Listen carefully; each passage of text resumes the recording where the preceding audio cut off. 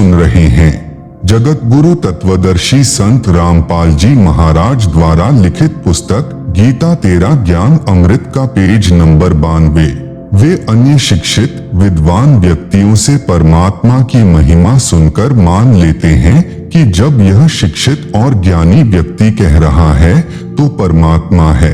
फिर वे उपासना करने लग जाते हैं। वे उसे सुनने के कारण परमात्मा के अस्तित्व को मानकर उपासना करने के कारण इस मृतलोक यानी मृत्यु संसार से पार हो जाते हैं। गीता अध्याय 13 श्लोक 26 में तो इतना ही कहा है कि सर्व प्राणी क्षेत्र अर्थात दुर्गा के शरीर तथा क्षेत्रज्ञ अर्थात गीता ज्ञान दाता अक्षर ब्रह्म के संयोग से उत्पन्न होते हैं। ध्यान रहे गीता ज्ञान दाता ने गीता के इसी अध्याय 13 के श्लोक 1 में कहा है कि क्षेत्र तो शरीर को कहते हैं तथा जो शरीर के विषय में जानता है उसे क्षेत्रज्ञ कहते हैं। गीता अध्याय 13 श्लोक 2 में कहा है इस काल लोक यानी 21 ब्रह्मांडों के क्षेत्र में जितने प्राणी उत्पन्न होते हैं वे दुर्गा जी तथा काल भगवान के संयोग से होते हैं अर्थात नर मादा से काल प्रेरणा से काल सृष्टि उत्पन्न होती है। गीता अध्याय 13 श्लोक 27 में अन्य परमेश्वर स्पष्ट है जो गीता ज्ञान दाता से अन्य है यानी भिन्न है। जैसे पूर्व के श्लोकों में प्रमाण सहित बताया गया है कि परमेश्वर प्रत्येक प्राणी के शरीर में हृदय में ऐसे बैठा दिखाई देता है जैसे सूर्य जल से भरे घड़ों में दिखाई देता है। इसी प्रकार इस श्लोक 27 में कहा है कि परमेश्वर हृदय में बैठा है। जब प्राणी का शरीर नष्ट हो जाता है तो भी परमेश्वर नष्ट नहीं होता। जैसे कोई घड़ा फूट गया उसका जल पृथ्वी पर बिखर गया और पृथ्वी में समा गया तो भी सूर्य तो यथावत है। इसलिए परमेश्वर अविनाशी है।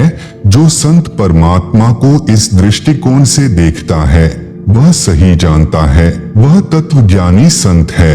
इस श्लोक गीता अध्याय 13 श्लोक 27 में परमेश्वर शब्द लिखा है जिससे भी गीता ज्ञान दाता से अन्य परमात्मा का बोध होता है। आओ जाने परमेश्वर का संधिच्छेद। परम प्लस ईश्वर। व्याख्या।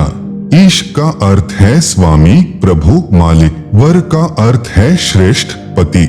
नंबर 1 ईश तो गीता ज्ञान दाता अक्षर पुरुष अर्थात अक्षर ब्रह्म है जो केवल 21 ब्रह्मांडों का प्रभु है। नंबर 2 ईश्वर ईश अर्थात अक्षर पुरुष से श्रेष्ठ प्रभु, वह केवल 7 शंख ब्रह्मांडों का प्रभु है। इसे अक्षर पुरुष तथा परब्रह्म भी कहा जाता है। नंबर 3 परमेश्वर ईश्वर अर्थात अक्षर पुरुष से परम अर्थात श्रेष्ठ है जो असंख्य ब्रह्मांडों का प्रभु है, उसे परम अक्षर ब्रह्म भी कहा जाता है। गीता अध्याय 8 श्लोक 3 में प्रमाण है। गीता अध्याय 15 श्लोक 16 से 17 में 3 पुरुषों का वर्णन है। अक्षर पुरुष यह गीता ज्ञान दाता ईश है तथा अक्षर पुरुष है यह ईश्वर है तथा गीता अध्याय 15 श्लोक 17 में कहा है कि उत्तम पुरुष यानी पुरुषोत्तम अर्थात वास्तव में सर्वश्रेष्ठ प्रभु तो ऊपर के श्लोक गीता अध्याय 15 श्लोक 16 में कहे दोनों अक्षर पुरुष तथा अक्षर पुरुष से भिन्न है, उसी को वास्तव में परमात्मा कहा जाता है।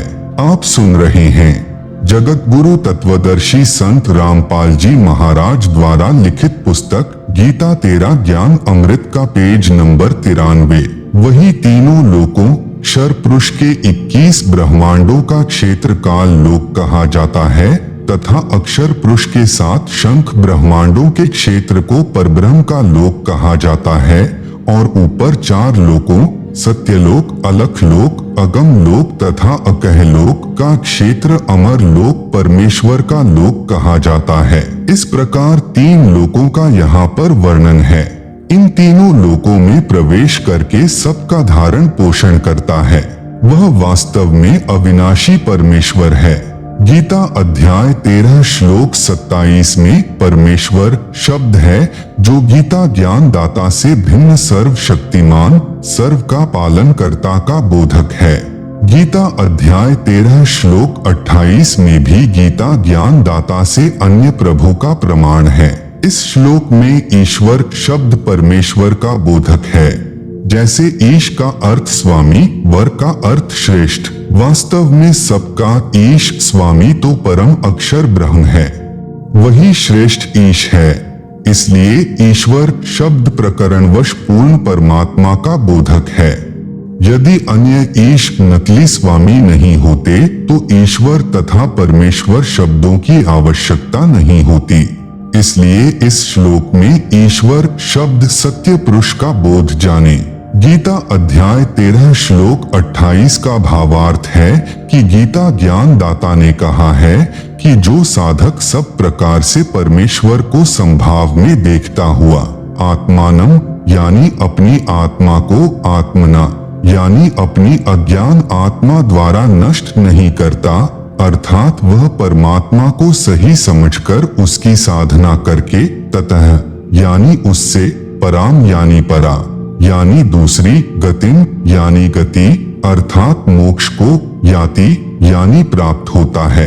अर्थात वह साधक गीता ज्ञान दाता वाली परम गति जो गीता अध्याय 8 श्लोक 13 में कही है से अन्य गति को प्राप्त होता है। गीता अध्याय 13 श्लोक 30 में स्पष्ट है कि गीता ज्ञान दाता ने अपने से अन्य परमात्मा की महिमा बताई है। कहा है कि जो संत सर्व प्राणियों की स्थिति भिन्न भिन्न होते हुए भी एक परमात्मा सर्वशक्तिमान के अंतर्गत मानता है तो वह समझो सच्चिदानंद घन ब्रह्म अर्थात परम अक्षर ब्रह्म को प्राप्त हो गया है। वह सत्य भक्ति करके उस परमेश्वर को प्राप्त हो जाता है।